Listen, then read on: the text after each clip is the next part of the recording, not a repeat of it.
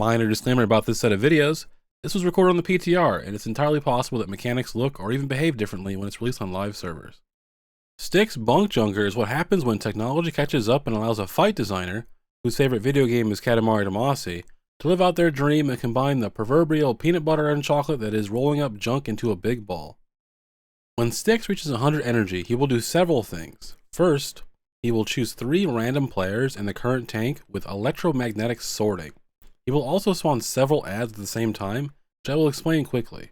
Scrap Masters are ranged mobs that will target random players with scrap rockets, an interruptible cast that deals a large amount of damage. Once interrupted, they will walk towards their current threat target and cast Dumpster Dive on them. This is a large green circle that should be avoided. It's important to note that these Scrap Master adds don't actually auto-attack, so you can have DPS players taunt them into melee. Just be aware of the Dumpster Dives as a result. Junkyard Hyenas will need to be tanked and picked up quickly as they'll run towards a healer. Their only cast is Infected Bite, which is a dispellable disease dot effect. You will also spawn territorial bombshells that will park themselves on top of medium junk piles. The bombshells are immune to CC and will not move until they reach 75% HP and need to be focused because after 30 seconds they will explode, dealing big damage to all players. These can also mess up your ball players, as coming in contact with them will destroy their ball. Stix will usually spawn these on the medium junk piles closest to him, but will start spawning them further. You want to focus these down to 75% HP as soon as possible in order to remove their CC immunity and allow the tanks to collect them into the melee blender under the boss. Let's get back to electromagnetic sorting. This will place a 5-second debuff on the players where during this time they are aware they have been chosen for the mechanic and should move out to prepare. After the initial debuff expires, you'll lose control of your character for 20 seconds and be forced to move forward on a ball. You're able to steer using your camera or keyboard. You'll notice a meter somewhere on your screen indicating how much junk you've collected. Starting out, rolling over small junk piles will increase your raid bar. After you roll over 4 small junk piles, it will fill your bar 50% full and allow you to roll over medium-sized junk piles, as well as any adds such as Scrap Masters. Once your ball reaches full size by filling the bar up completely, there are 2 things you can do with it. You may have noticed that when Stix created the junk piles, he also created a discarded Doomsplosive. You need to have one of the 4 players selected by electromagnetic sorting get their ball to max size, and then run it into the bomb to prevent it from exploding onto the raid. This starts out as only 1 bomb per set of junk. This will increase later, so keep that in mind when deciding who should steer their ball towards the bomb.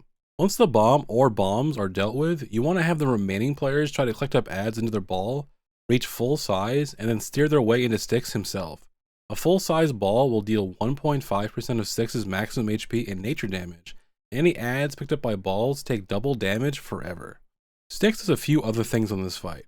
He will cast Incinerator, which will create orange circles around people. Those players affected by this want to spread away from other players and junk piles, as this does big damage, and if it touches a junk pile, it will light it on fire and become hot garbage. Hot garbage functions as a void zone that emanates a permanent raid dot called Toxic Fumes for the rest of the fight. Stix will also turn 2 nearby uncollected junk piles into hot garbage automatically when he casts Incinerator. Stix will occasionally fly up in the air when he reaches full energy. During this time, he will take 99% reduced damage and create blue swirlies you need to dodge. At the end of this cast, he will then target a random player and create a giant blue swirly everyone needs to move out of. Once he lands, he will do a huge amount of damage and knock everyone back. After he lands, he will gain a permanent buff called Maximum Output, which will increase his attack speed by 25% and causes Incinerator to target more garbage piles, adding a soften rage component to this fight. That about sums up the fight on Heroic. On Mythic there are a few changes. Stix will spawn prototype power coils when he casts electromagnetic sorting. These pylons will fixate on a random player and channel onto them for big damage. You want to keep an eye on who has the hypercharge debuff, as it indicates who is being zapped. Players targeted by it will want to use a personal, as it's easy to die from this without a lot of targeted healing. Scrap Masters will cast the Recycler when they first spawn. This is a 10-second cast that if it goes off will deal a lethal amount of damage to a random player. To prevent this, you need to have the ball players reach medium size fast enough and then roll over the Scrap Masters to prevent the cast. Maximum Output will now also increase the number of Scrap Masters Stix will summon. The TLDR of this fight is as follows. If targeted by electromagnetic sorting, collect jump piles and adds. Assign ball players to soak the bomb. Interrupt Scrap Masters. Spread out when Incinerator is cast, but stay away from junk piles. Move out of the giant blue swirly when it appears. And on Mythic, heal players with hypercharge debuff that are targeted by power coils. And ball players need to reach medium size quickly and soak Scrap Masters. Thanks for watching, and I'll see you in the next one.